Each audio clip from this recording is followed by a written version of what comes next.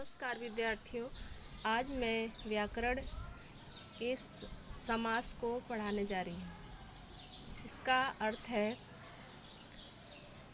समास अर्थात संक्षेपीकरण।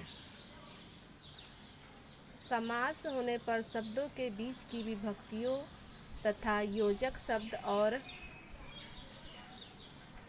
अथवा आदि का लोप हो जाता है और शब्द का संक्षेपीकरण हो जाता है। साधारण तौर से कहें तो समास शब्दों को संक्षेप कर देता है। जब हम उसका विग्रह करते हैं तो उसका विस्तृत रूप देखने को मिलता है। समास की विशेषताएं: समास में दो पदों का योग होता है।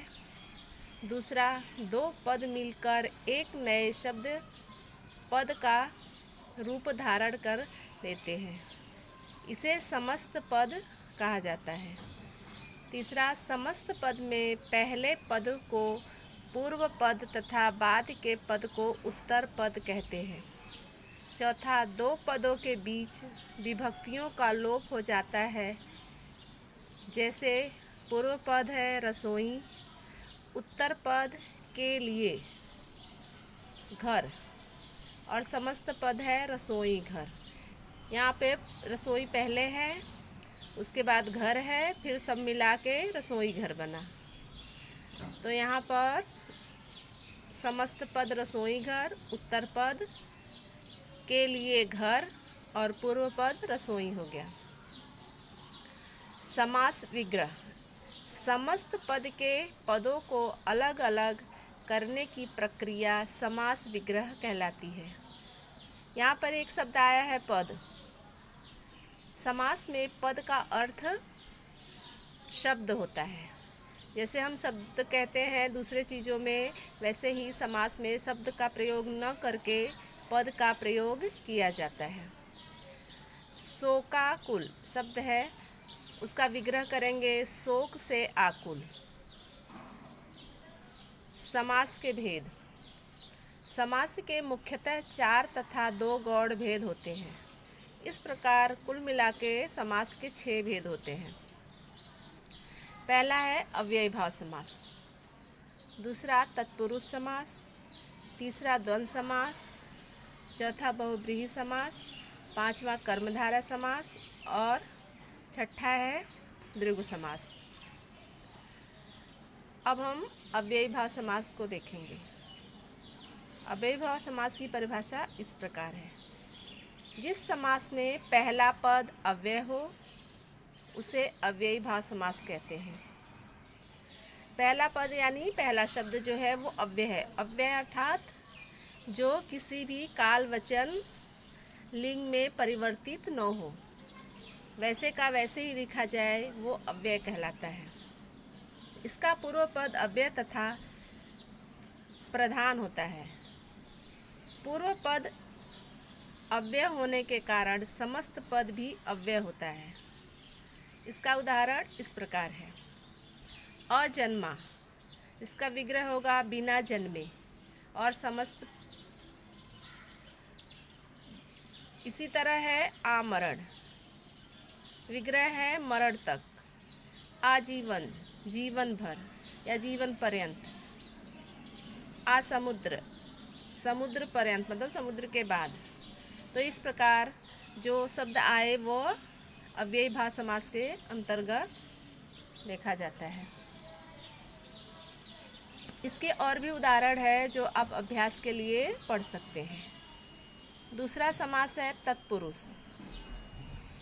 तत्पुरुष समास की परिभाषा इस प्रकार है: जिस समास का उत्तर पद प्रधान तथा पूर्व पद गौड़ होता है और पूर्व पद के साथ विभक्ति का लोप होता है, उसे तत्पुरुष समास कहते हैं। विभक्तियों के आधार पर इस समास के निम्नलिखित भेद होते हैं। विभक्ति अर्थात जो दो शब्दों को जोड़ने का काम करे वह विभक्ति कहलाता है।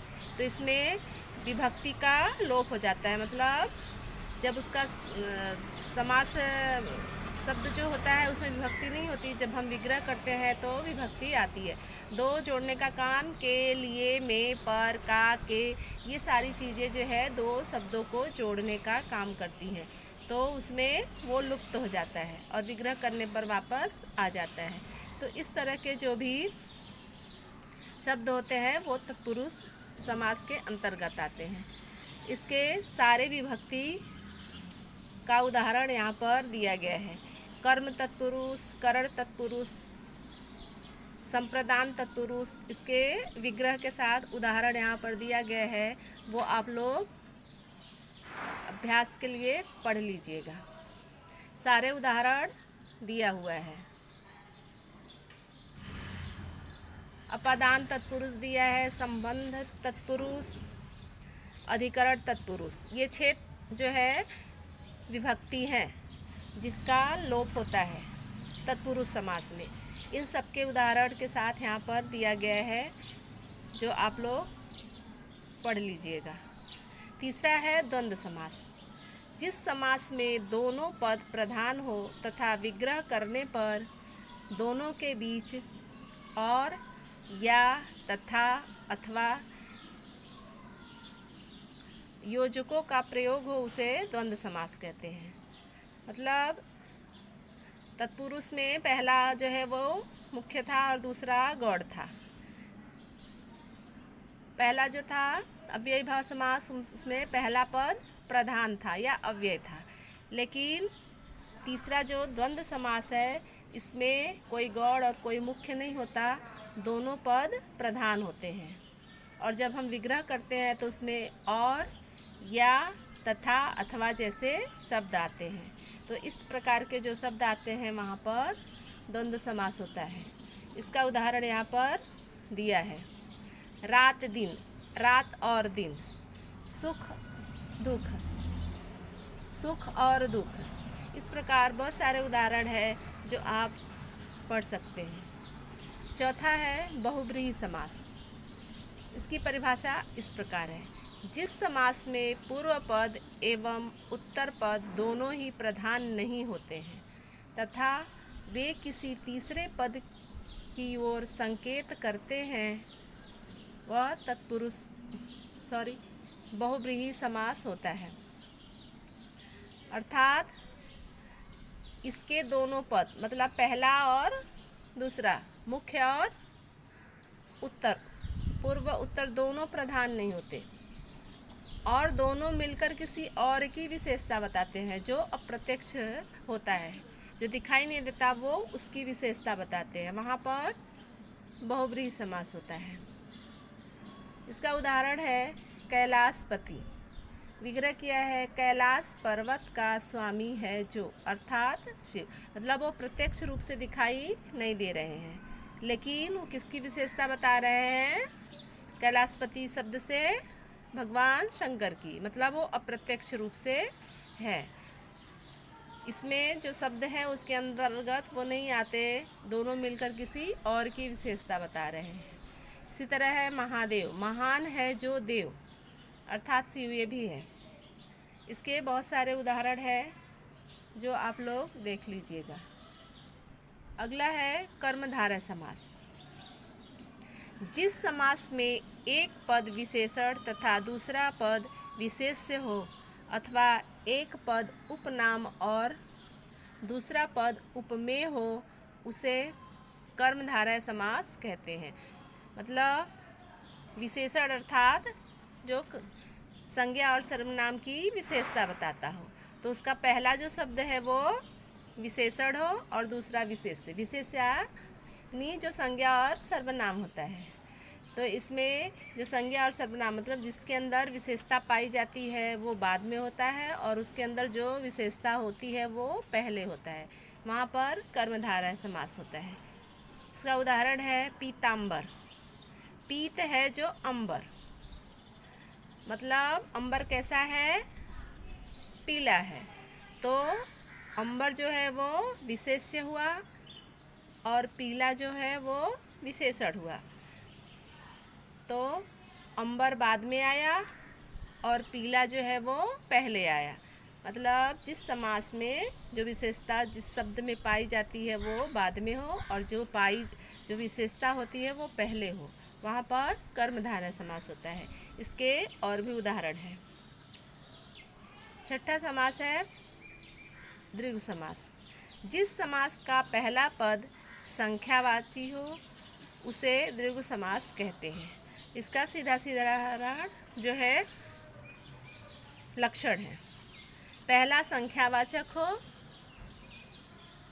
और दूसरा जो है इसमें दिया नहीं है, लेकिन दूसरा जो है वो संज्ञा हो, तो वह द्विगु समास होता है। पहला जो है कभी कभी ऐसा होता है कि पहला संख्यावाचक होता है लेकिन दूसरा संज्ञा नहीं होता, तो वह जो है द्विगु समास नहीं होता है। इसलिए दूसरा संज्ञा होना चाहिए, तभी वह द्विगु समास होता है। इसके उदाहरण है एक पदी, एक पद वाला, दो राहा, दो राहों का समाहार। मतलब पहला संख्यावाचक हो और दूसरा संज्ञा हो, तो ये द्विगु समास कहलाता है। इस प्रकार समास के 6 भेद हैं जो मैंने अभी बताया। इसमें कोई भी परेशानी हो तो आप व्हाट्सएप पे मैसेज करके मुझे पूछ सकते हैं, फ़ोन करके भी पूछ सकते हैं। धन्यवाद।